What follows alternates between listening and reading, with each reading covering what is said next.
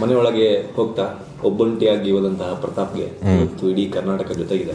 ಅದರ ಜೊತೆಗೆ ತನ್ನ ಕುಟುಂಬವನ್ನು ಮಿಸ್ ಮಾಡ್ಕೊಂಡಂತಹ ಪ್ರತಾಪ್ಗೆ ಇಡೀ ಕುಟುಂಬ ಜೊತೆಗಿದೆ. ಏನು ಹೇಳಕ್ಕೆ ಇಷ್ಟಪಡ್ತೀರಿ?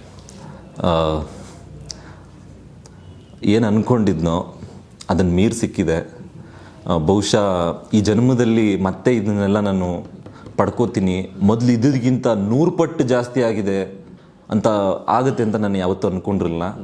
ತಲೆಬಾಗಿ ನಿಲ್ತೀನಿ ಇವತ್ತಿಗೂ ಕೂಡ. ಇನ್ನೂ ಪ್ರೀತಿ ಹೆಚ್ಚಾದಷ್ಟು ನನ್ನ ತಲೆ ಬಗ್ಗುತ್ತೆ. ಏನೋ ನನಗೆ ಪ್ರೀತಿ ಮಾಡ್ತಾರೆ, ನನ್ನ ಹಿಂದೆ ಜನ ಇದ್ದಾರೆ ಅಂತ ನನ್ನ ಬಾಯಿಗೆ ಬಂದಂಗೆ ಮಾತಾಡೋಕ್ಕೆ ಹೋಗಲ್ಲ.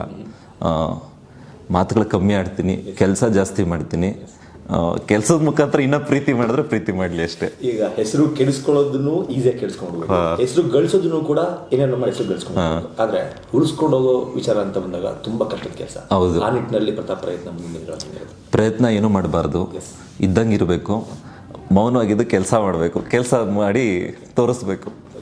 ಆ ನಿಟ್ಟಿನಲ್ಲಿ ಪ್ರತಾಪ್ ಮುಂದಿನ ಹೌದು ವಾಟ್ ನೆಕ್ಸ್ಟ್ ಸಿನಿಮಾದಲ್ಲಿ ಏನಾದ್ರು ಅವಕಾಶ ಸಿಕ್ಕಿದ್ರೆ, ಅಂದ್ರೆ ಯಾಕೆ ಹೇಳ್ತೀನಿ ಅಂದ್ರೆ ಬಿಗ್ ಬಾಸ್ ಅದೊಂದು ರಿಯಾಲಿಟಿ ಶೋ, ಅಲ್ಲಿರೋ ಒಳಗಡೆ ಹೋಗಿರೋರೆಲ್ಲ ಒಂದೊಂದು ಚಿಕ್ಕ ಪುಟ್ಟ ಪಾತ್ರಗಳನ್ನ ಕಾಣಿಸ್ಕೊಳ್ಳೋದಾಗಲ್ಲ, ಆ ಥರದಲ್ಲಿ ಇರುತ್ತೆ. ಆ ಥರದ್ದು ಆಸೆ ಇದೆ ಪ್ರತಾಪ್ಗೆ, ಅವಕಾಶಗಳು ಸಿಕ್ಕರೆ?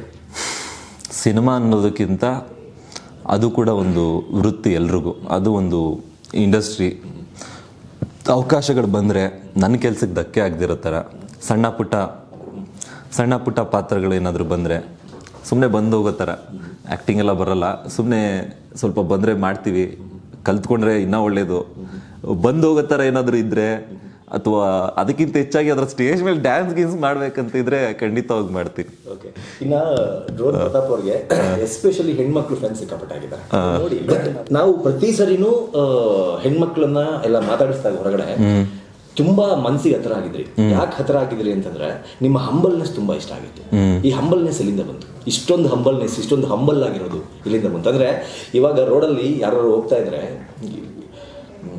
ಬೈದ್ರೆ ಓ ಅಂತ ಗದ್ರಿದ್ರೆ ಯಾರು ಸುಮ್ಮನೆ ಹೋಗಲ್ಲ, ಅಂತ ತಿರುಗಿಸಿ ಮಾತಾಡ್ತಾರೆ. ಪ್ರತಾಪ್ ಆ ವಿಚಾರದಲ್ಲಿ ಕಂಪ್ಲೀಟ್ ಉಲ್ಟಾ.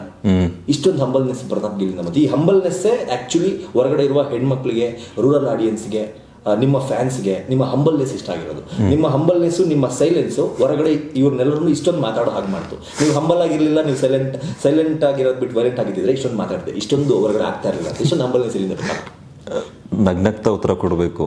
ಮನ್ಸಿಗೂ ಒಂದು ಖುಷಿ ಇರುತ್ತೆ, ಮೈಂಡು ಫ್ರೆಶ್ ಆಗಿರುತ್ತೆ. ನಾವೆಷ್ಟು ಕೋಪ ಮಾಡ್ಕೋತೀವೋ ಹೇಳ್ಬೋದು, ಮಾತಾಡಬೇಕಪ್ಪ, ಉತ್ತರ ಕೊಡಬೇಕಪ್ಪ, ಹಿಂಗೆ ಅನ್ನಬೇಕು ಅಂತ. 10 ನಿಮಿಷ ಕೂತು ಯೋಚನೆ ಮಾಡಿದ್ರೆ ಅದನ್ನ ಏನು ಯೂಸು ಅಂತಲೂ ಯೋಚನೆ ಮಾಡಬೇಕು. ಅಂದ್ಬಿಡೋದು ದೊಡ್ಡದು. ಅಂದಾದ್ಮೇಲೆ ಯಾರಿಗಾರು ಕೋಪದಿಂದ ಏನಾದ್ರು ಅವ್ರ ಮನ್ಸಿಗೂ ನೋವಾಗುತ್ತೆ. ಅವ್ರು ನಮ್ಮ ಮನ್ಸಿಗೆ ನೋವು ಮಾಡಿರ್ಬೋದು, ಆದರೆ ಅವ್ರು ಅಂದರು ಅಂತ ನಾವಂದ್ರು ಅದು ಕೂಡ ತಪ್ಪಾಗುತ್ತೆ. ವ್ಯತ್ಯಾಸನೇ ಇರಲ್ಲ. ಅವ್ರಿಗೆ ಖುಷಿ ಕೊಡೋ ಥರ ನಗ್ನಗ್ತಾನೆ ಹೇಳ್ಬಿಡ್ಬೇಕು. ಮಾತುಗಳಲ್ಲಿ ಇಳಿದು ಹೊರಟು ಭಾಷೆ ಬಳಸ್ತೆ ಅವ್ರ ಮನ್ಸಿಗೆ ನೋವಾಗ್ತಾರೆ. ಖುಷಿಯಿಂದ ಹೇಳ್ಬೇಕು. ಇಲ್ಲ ಏನು ಗೊತ್ತಾಗ್ತಾ ಇಲ್ಲವೋ ಹೇಳೋಕ್ಕೆ, ಸುಮ್ಮನೆ ಇದ್ಬಿಡ್ಬೇಕು. ಗೊತ್ತಾಗ್ತಾ ಇಲ್ಲಪ್ಪ ಏನು ಹೇಳಬೇಕು ಅಂತ ಸುಮ್ಮನೆ ಬಾಯಿಗೆ ಬಂದಂಗೆ ಏನು ಹೇಳೋಕ್ಕಾಗಲ್ಲ. ಸುಮ್ಮನೆ ಇದ್ಬಿಟ್ಟು ಹೋಗಿದ್ರೆ ಅದಕ್ಕೆ ಒಳ್ಳೆ ಉತ್ತರ, ಎಲ್ಲ ಉತ್ತರ